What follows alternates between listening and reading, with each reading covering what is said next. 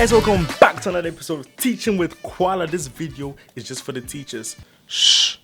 Don't tell the kids that we're shooting a video for the teachers. These are tips and tricks that you can use as a teacher in Koala. And without much ado, let's get straight into the video. Once again, shh! Don't tell the kids. See ya!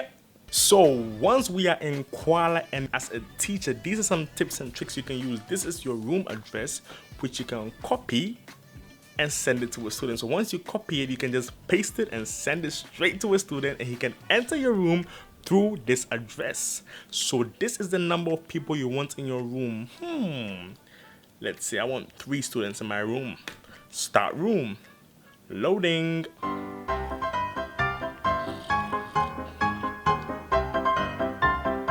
Perfect, and now we're inside our room in Koala, and everything that we saw in the start window is here as well.